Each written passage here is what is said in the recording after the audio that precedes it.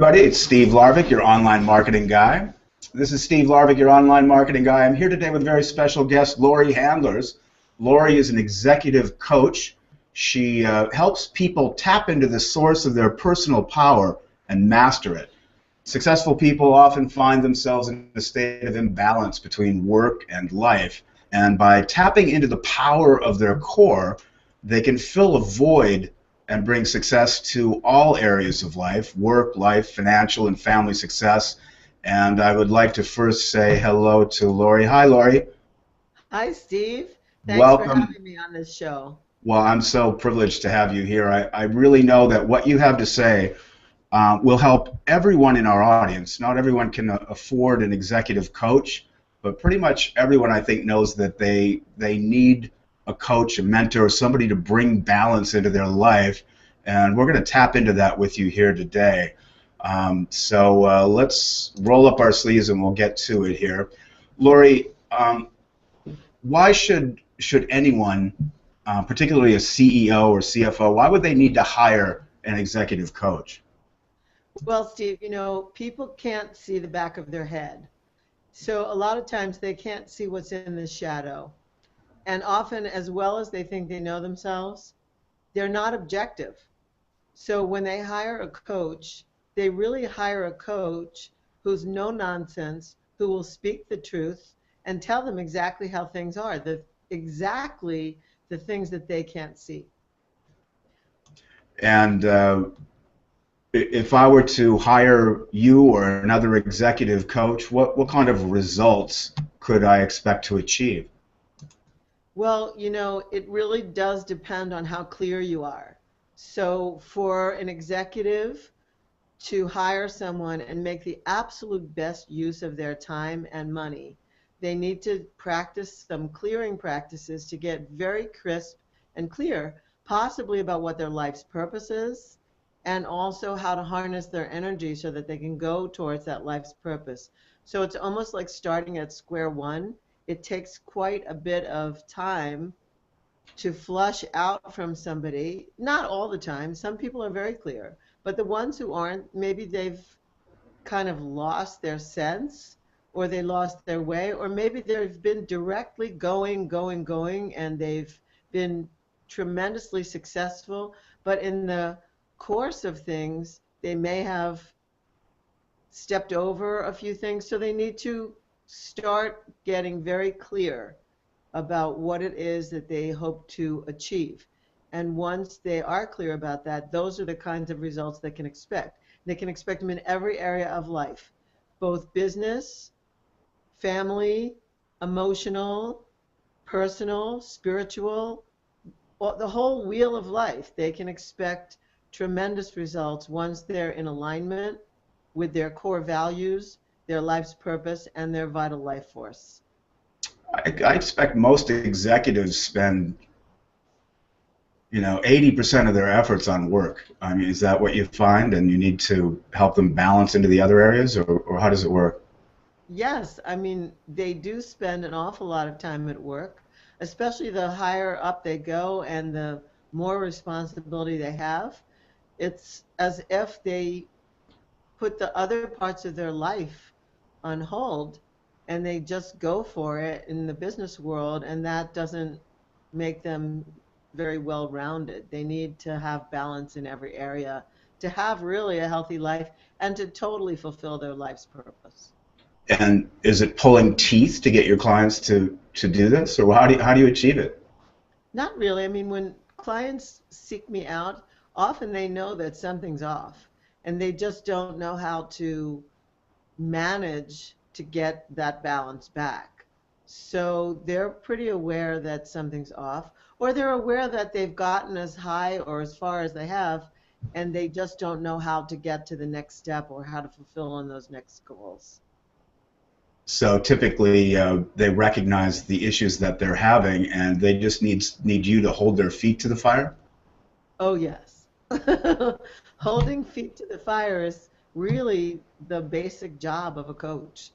Really saying the things that nobody else will dare to say. For example, if you take a CEO of a company, he or she rarely hears the truth from anybody who works for them, because everybody who works for them has a vested interest in pleasing them. The coach, on the other hand, does not have a vested interest in pleasing them. The coach has a vested interest in getting them where they want to go. Right, right. So your focus is on making your client's life better, and they lose sight of that, I suppose. Well, They're the old story, the emperor has no clothes, sure. and you know how all the subjects in that town of that emperor didn't tell the emperor that he didn't have on any clothes because they were afraid of whatever the ramifications would be. The emperor would take bad, or negative actions towards them. So they just told the emperor how great he looked. Well, that's the same phenomenon we're talking about. When someone is the source of your income and you're an employee or even a vice president or a lower executive in the chain of command, rarely are you going to tell that executive that they have no clothes. It's interesting. I'm going to pull this up on a screen share right now. I was looking at an article on executive coaching.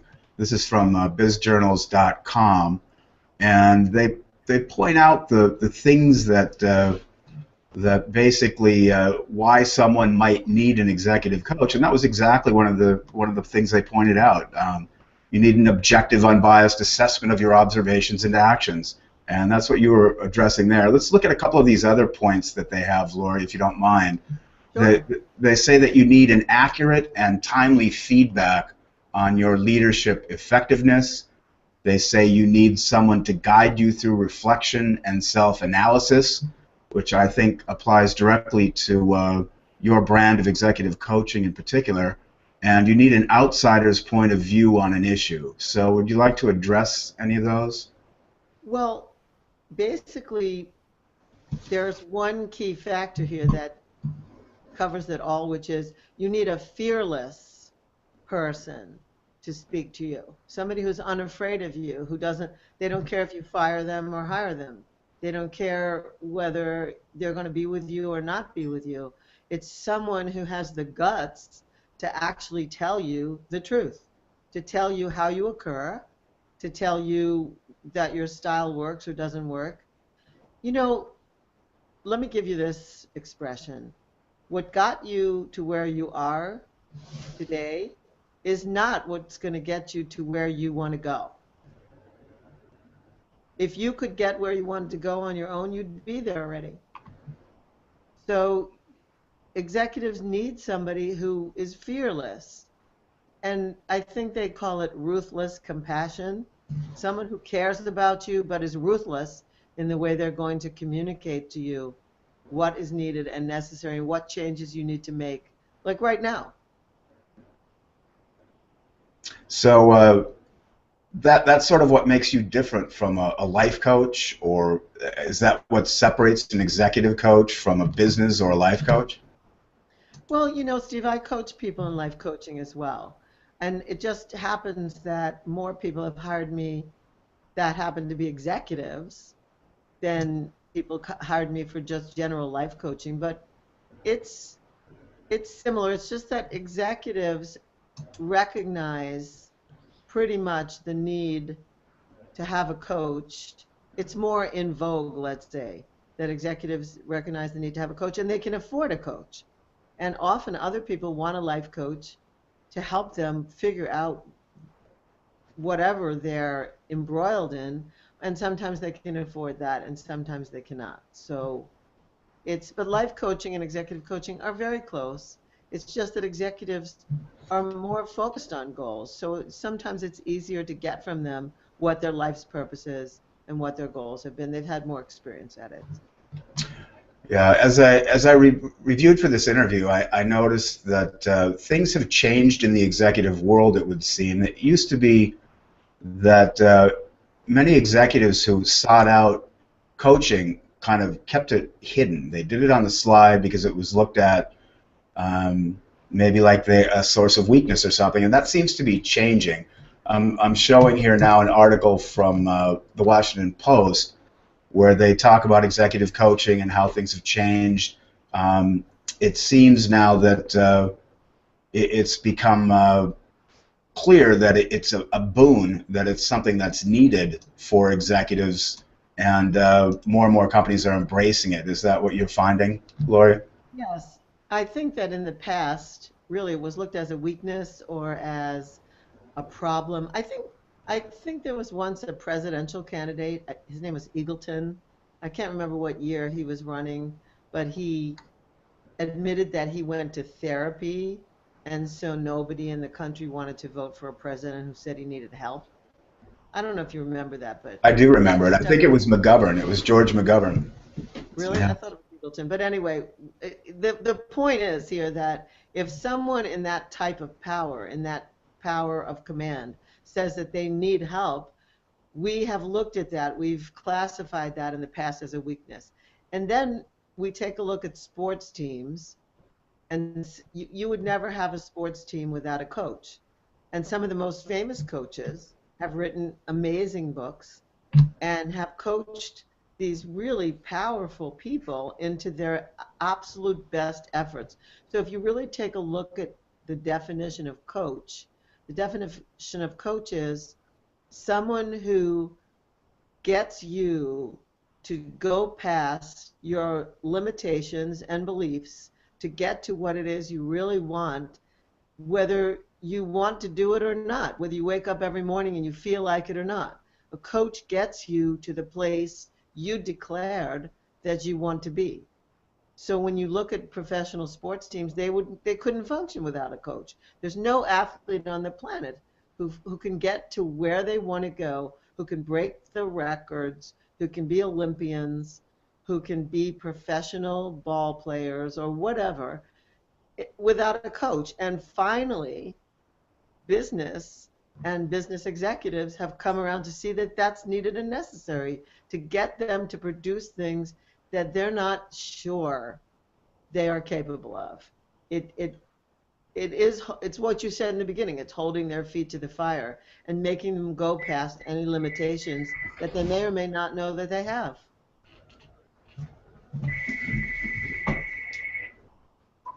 Pardon me. Laurie, to back that up, I'm going to go to another screen share here. This is from Computer World. Mary Pratt wrote this article, and I think CEOs and executives learned by looking at professional athletes and how much it improved their game by having personal performance coaches. I think particularly in things that where it's individual sports like Olympic individual events, things like that, where they sort of looked at that as a way to empower themselves. And I think what you do is very closely related, in the performance area of how executives can perform. Would you like to discuss that a little bit? Okay, well, I don't know if you know this, but I did used to be in the professional sports business. A long time ago, I owned a tennis training facility with two tennis pros, and those guys coached some pretty powerful tennis players. And it was in Washington, D.C., and we had all these pro tennis players come and visit us often, and they used to work out in our bubble. And they wouldn't dream of going on tour without their coach. The coach absorbed their emotional feelings of winning or losing. The coach pointed out to them when they needed to change just a little something. Something was off in their game. And so I'm glad that executives have finally come around to seeing that, because there usually is something just a little bit off in their game. There's something they don't get. And often, I want to say something else about this, and that is that often the founder of a company, if he or she remains the CEO, what got them to start a company is not the same thing that gets a company to succeed over time. Usually they need other points of view. They have to see what's in the unseen. They have to have somebody able to speak up to them. I think So, I think definitely because of the rapid change in technology, that trying to stay on top of all this for an executive has to be nerve-wracking, and without somebody, you know, I guess because that's part of the reason why they spend so much time um, on their work life, because they have to stay one or two steps ahead, and so looking back at their personal life becomes more and more difficult, I would assume. They need someone they can trust. They need someone they can count on. They need someone they can talk to and actually let their hair down with. Somebody who can absorb their emotions if they have them, if they show them. They need somebody really, in the old days, I mean, if you look back in the old days, they used courtesans for that. Now they need coaches. We're just shifting the paradigm. Sure. But they need a place where it's kept in confidence what it is that they're talking about and where it is that they're needing to go, and they don't have that in their lives. And I don't know because where they would have that. they're not focused on their personal life, that gets neglected, and so they need someone to point out um, in a graphic way where their problems might lie. Is that where you come in? Let me give you. I'll give you some examples. I've had an executive person that I was coaching who hadn't paid his taxes. That's just one example. That's personal. And I said to him, until you get that in integrity, you're not going to be able to go forward. Like that's always in the background. There's a huge out for you that's always in the background. And so it's even if you say it's not on your mind, it's on your mind. You've got to go back and pay however many years of taxes that you haven't paid. I had another example of an executive who was not feeling the love anymore for his wife. And he wasn't dealing with that. He was just spending more and more time on the road, more and more time away. And I said, you have to have this conversation. You have to have a conversation with your wife and get in clear communication with her about what you want and what you're going to do because it's like you're carrying this load with you that's affecting everything. If there's one thing out, it affects every single thing, every other thing that's going on in life. So those are two major things, taxes and marriage. Just saying. So there's more to that, but those are two common examples. Okay. So let's kind of get down to the nuts and bolts of this a little bit more. So, what are you looking for in a client? How do you qualify prospects for, if they were looking for you to help them? I'm looking for people, and I think most coaches are, but I can't speak for all coaches. I think I personally am looking for people who are up to something big. They want to make a difference in the world. They have a huge life's purpose, and they're able to be articulate about it. And I wouldn't take them on as a coaching client unless I spent at least 2 hours with them finding out what their dreams are, their dreams, their aspirations, and their vision. And I personally only want to work with people who are really wanting to make some kind of a difference in the world. And I can find that out in 2 hours, spending 2 hours with somebody. I qualify them by what they're up to. I see. And so, can you tell me what other clients of yours have achieved? Well, I've done everything from help an executive and his company attain 25% more profit every single quarter for 2 years, 3 years. And then, of course, the economy went under in 2008 Right. and 2009, so that changed things. That was due to circumstances that we couldn't uh, arbitrarily do anything about. But I've helped people do that. I've helped people regain their spark of love for their partner when they were aging and they thought that their apparatus didn't work anymore, like how to spend more leisure time and real ignite the spark time with their spouse and partner while remaining successful in the corporate world. I've How helped important? people. How I've helped. important? How important is that, Laurie? I mean, how often do you find that is a problem in folks' lives? Is that a big part of the imbalance that you find? Yes, I find that a lot of people have problems with their physicality and their emotional and relationship status. Sometimes it's because something happened to them when they were young, and so they bury themselves in their work and they leave almost little to no time for intimacy because there's something that's in the shadow that they haven't wanted to deal with, or they don't stop long enough to know that there even is something that they need to deal with. By the way, I've helped people also change their entire body image and slim down from like 400 pounds to 175 pounds. I've helped people do that as well. Like they were working and eating. So that's another kind of a situation. I've helped people after they recover from heart attack because they've worked too hard. Mm. So all of it is important. Their balance in their physical habits, whether it's eating habits or in their sexuality, in their intimacy relating to their significant other.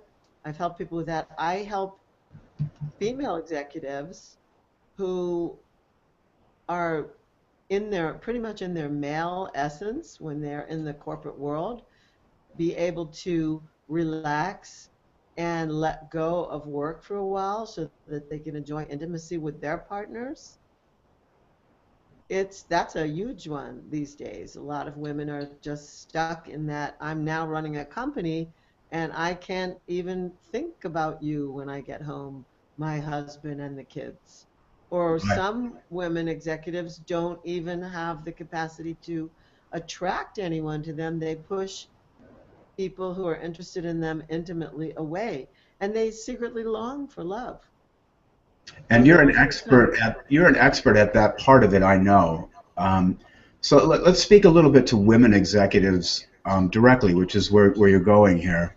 Um, the masculine, feminine side of it, women executives often will push aside that part of them and not allow intimacy into their lives. Is that what you're saying? yes, it's a very common phenomenon these days. Now that women have fought their way into the corporate world or into owning businesses and creating businesses, and women are very, very successful these days.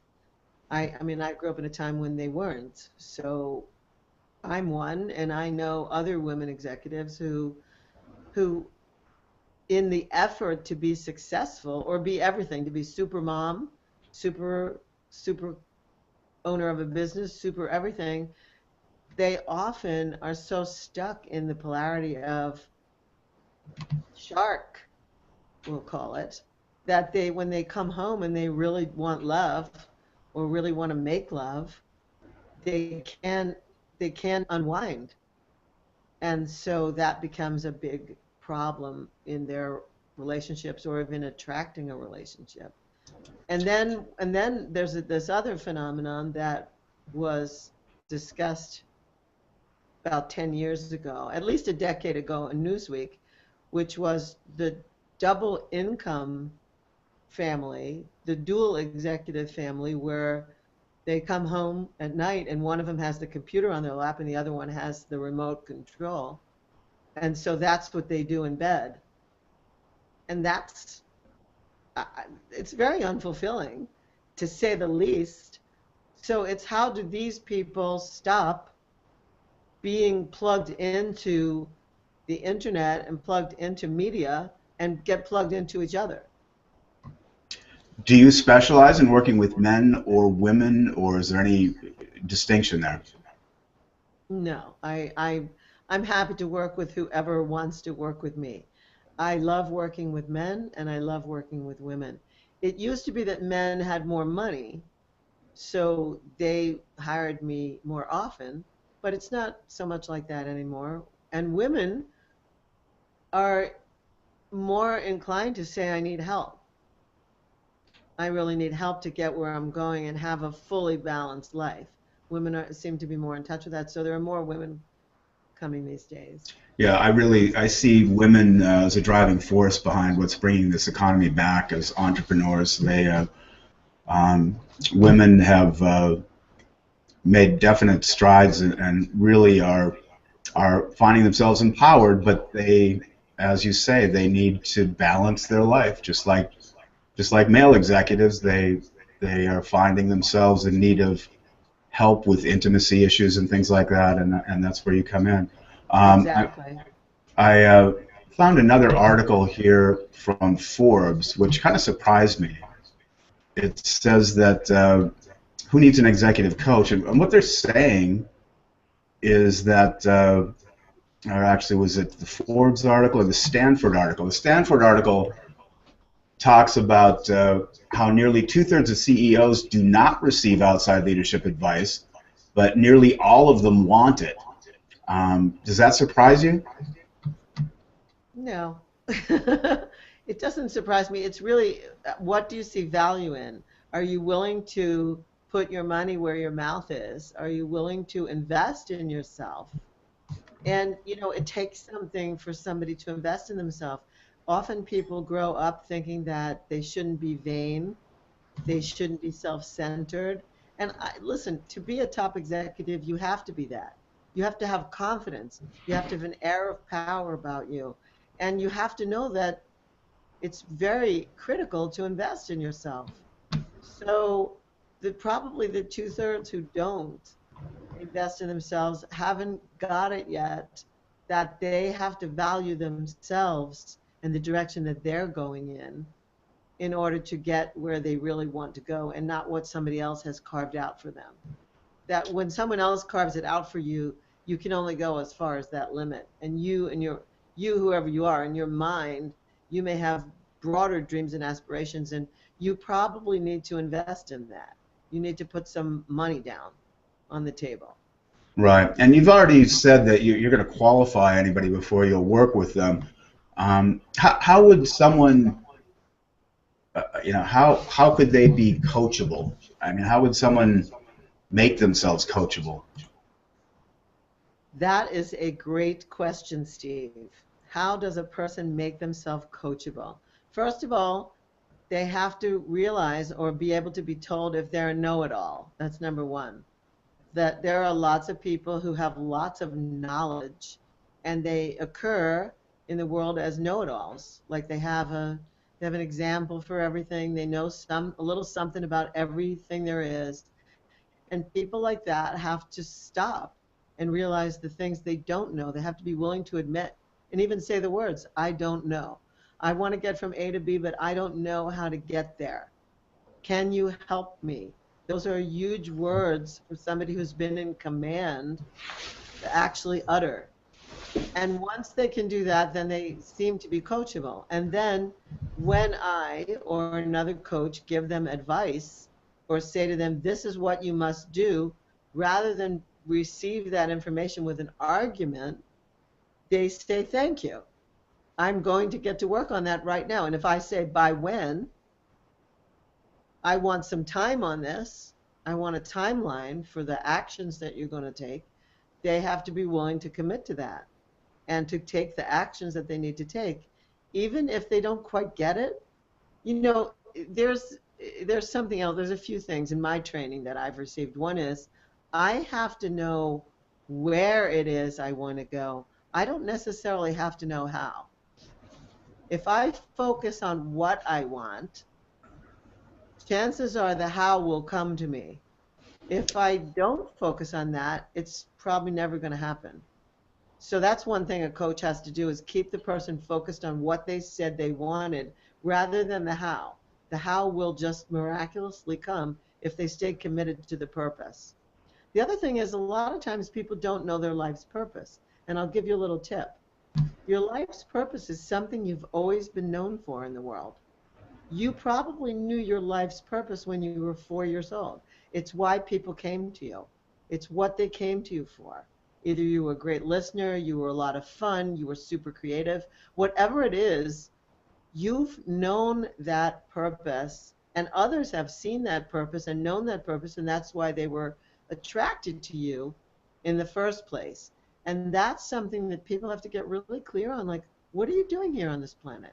And then with that gift or those gifts, because some people have more than one, some people have three or four or five, what do you want to do with that now?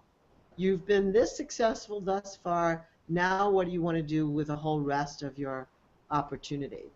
And so, coachable is being able to have conversations about that and then take actions on it, even if you don't know how. I'm sure when Roger Bannister ran the 4 Minute Mile for the first time, or the under 4 Minute Mile, he didn't exactly know how he was going to do it. That's why he hired a coach. Somebody would hold his feet to the fire and encourage him to get past any belief that he had about himself. And everyone uses the Roger Bannister example, but there are many, many others. You know, when the Wright brothers wanted to fly a plane, people didn't believe that they could do it. When Columbus said the world is not flat, nobody believed. There was no agreement in the world for that, but he found out that the world was not flat. He went past the common belief, and that's what the coach's job is, to get people past their own common belief and get past public opinion. Right. So you qualify these folks, and then you find out if they're coachable or not. And the idea for you is if they meet your criteria, you're going to be able to get them to achieve some criteria, achieve some breakthroughs.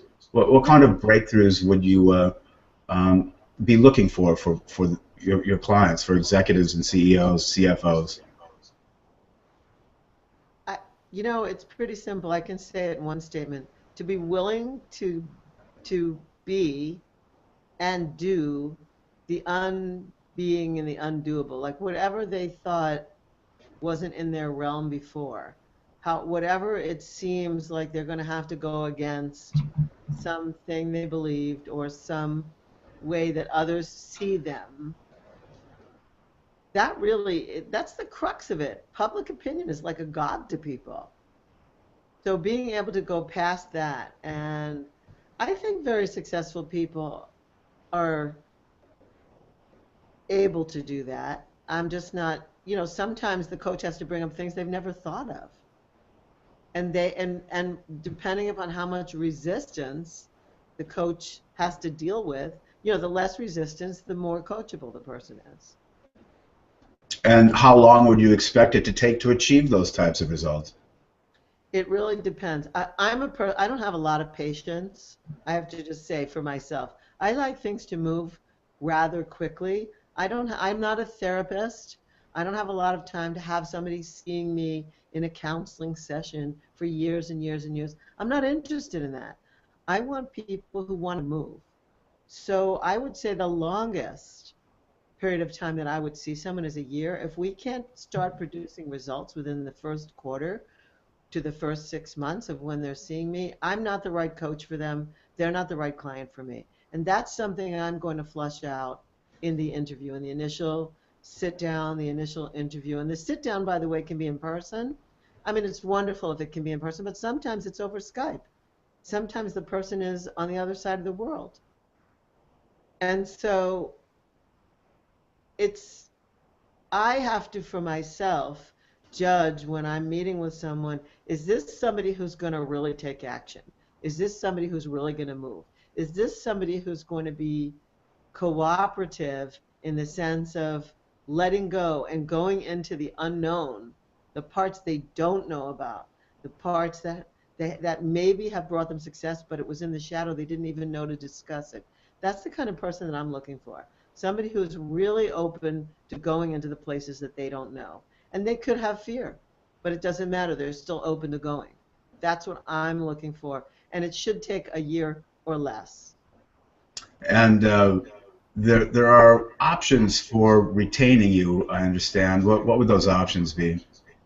I have a year-long, let's call it a subscription. I don't know what else to call it. I have a year-long program for someone.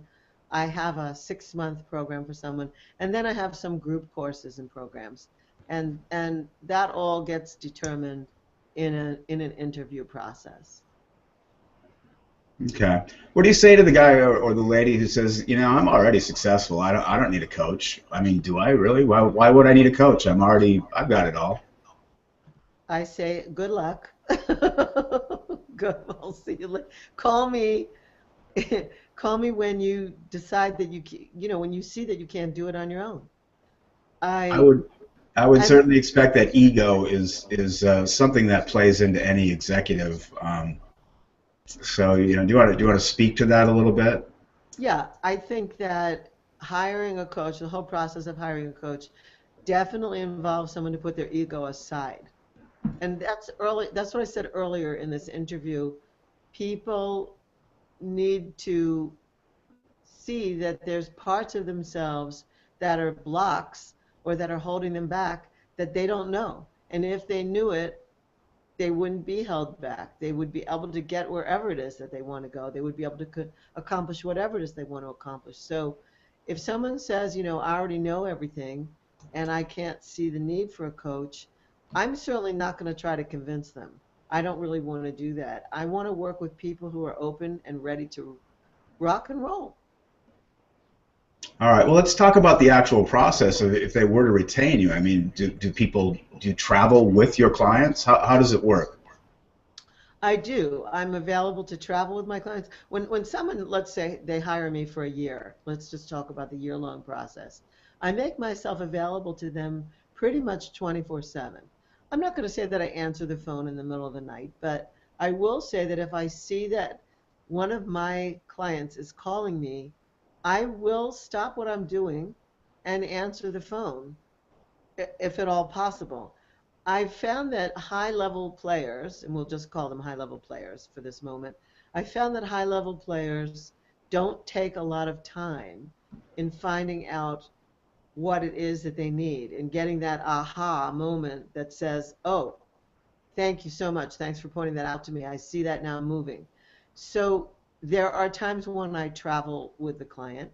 I might travel with the client and their spouse and spend a week with them somewhere, just getting in touch with whatever's going on in their intimacy and getting that back, and then spending time in between that travel and the next travel on what else it is that that person who hired me wants to get to.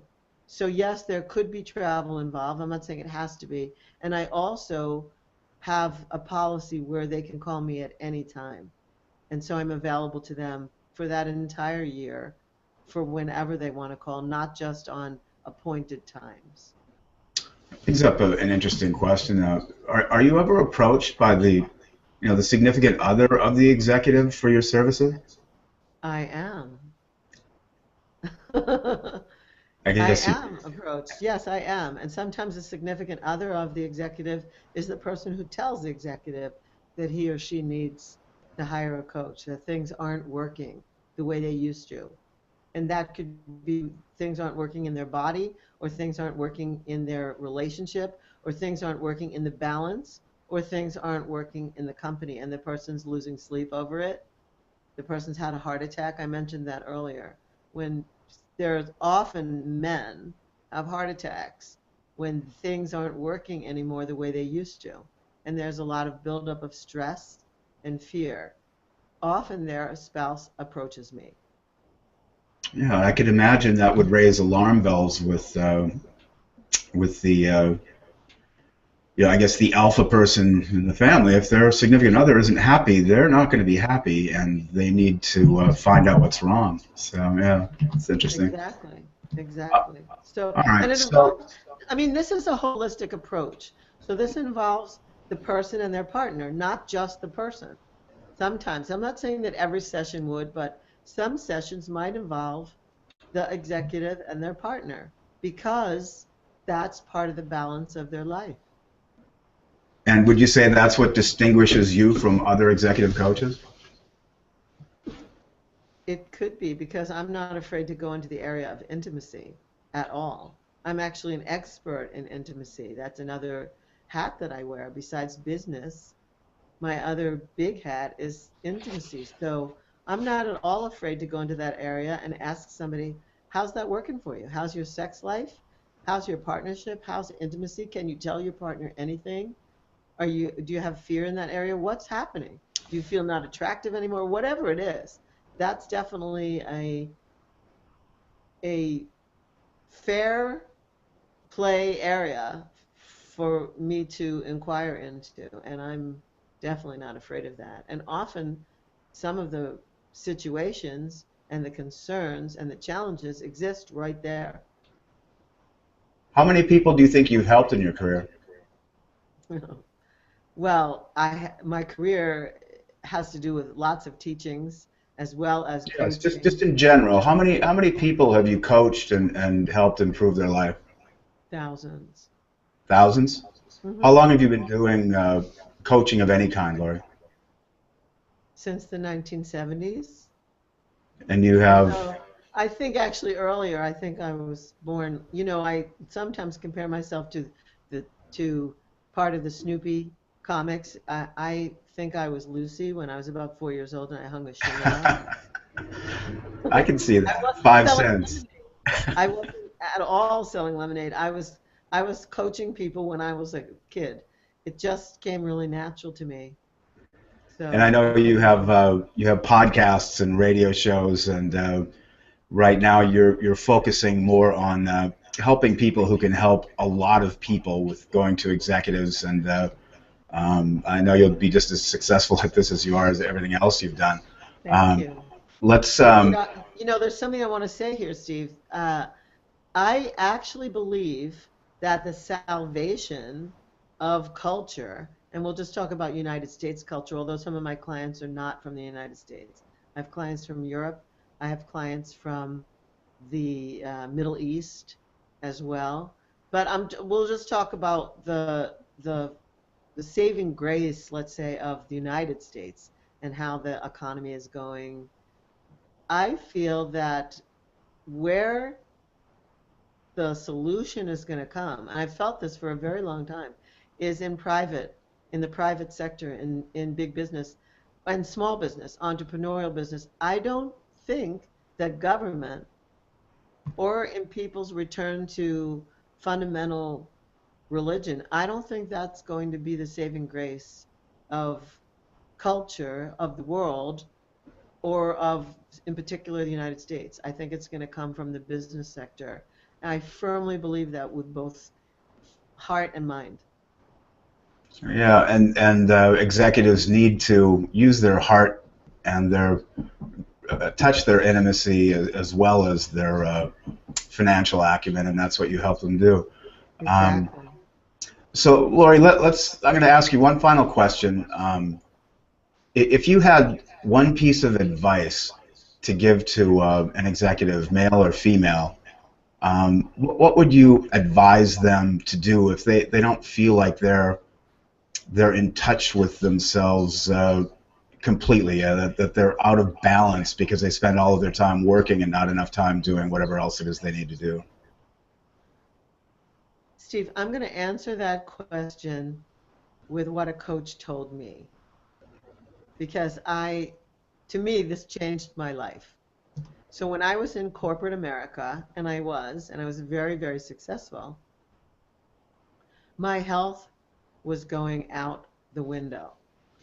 I tore the meniscuses in my knees. I was having lower GI problems in my body, and I was the best at what I did.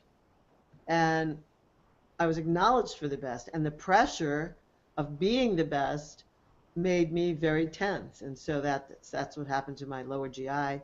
And then I was playing tennis on my days off, and I tore my meniscus in the left knee first and then the right knee first. And I was a mess. And yet I was so into what I was doing. So I went to see a coach. And the coach said to me, "Well, when you're not working, what do you love to do?" And I said, "I love to dance. And I just love to hang out and dance. I love dancing. Dancing is like my favorite thing." And he said, "You should quit your job and dance more." And I was like this, and I did that. I actually did that. I did that within a month of his suggestion, and everything healed in my body. I didn't have to have the operations on my knees, and my lower GI tract just cleared up almost miraculously, probably within a month. So I would say to seek out a coach, somebody who's not exactly in your line of thinking, somebody who can surprise you, somebody who's off your beaten path. Seek out an executive top coach and invest in yourself and listen to what they say, even if you think it's coming from left field. It may save your life, and it may lead you to go on to produce even greater results than you're producing now. And that's certainly been the case with me.